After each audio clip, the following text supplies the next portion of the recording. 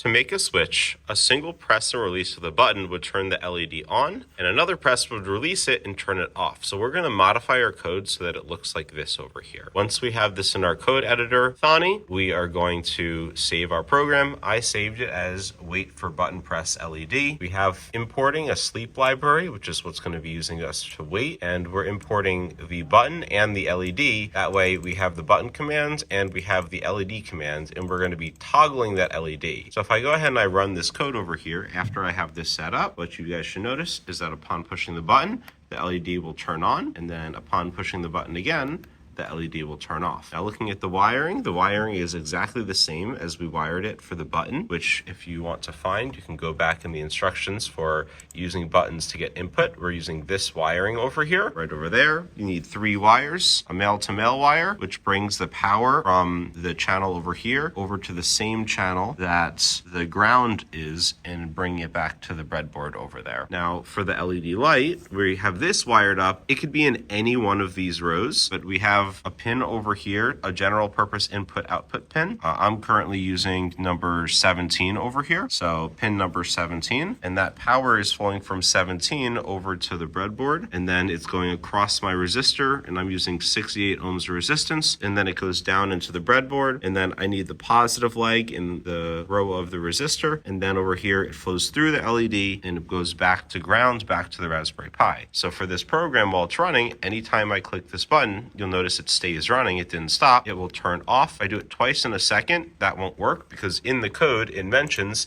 that there is a 0.5 second sleep before it can take more input over here. If I were to change that to like 0.1 seconds over here, stop the program and then rerun it over here, it would have less time in order for us to be able to put that over there. So you can play around with the sleep command over here. I'm hitting it too quick. And that's how we can use the toggle feature in order to get the Raspberry Pi to turn on. So we can see over there in manually controlling the LED, that's the first step. And then the next step over here for making our switch, we are going to be using the second part over here, where we're going to be using when pressed and then when released over here. So it would be great if you can make the LED switch only on when the button is being held down. With the GPIO 0, that's easy. There are 2 methods of the button. So essentially, when I hold this down, it's on, and when I let go, it's off. Instead, right now, you'll notice that just having my button left on, it's toggling over and over and over again, and by making earlier the appearance of a 5-second sleep, and I rerun that over there, so that 5-second sleep makes it look like it just button on, button off. But really, if I just hold this down, it'll keep flashing. So it's the illusion of what's happening. So we're going to modify this so it actually happens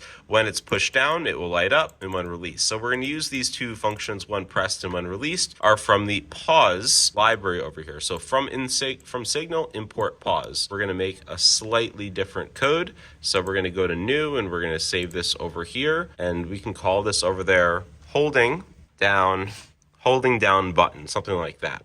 So I'm going to click OK, save it as a Python file, and then I'm going to get the code in from over here from GPIO 0, all of this. So if I take this code, paste it in, and let's stop the old program, and let's just run this to see what happens. So you notice over here with our circuit, if I push the button over here, the little LED light is going to stay on, and as soon as I release it, it turns off. So while holding it, it stays on, and while releasing it, it goes off. So it's a completely different way to use the button, where we're not having to use a wait command to kind of make it happen. Anytime we push it, upon release, it is able to turn off over here.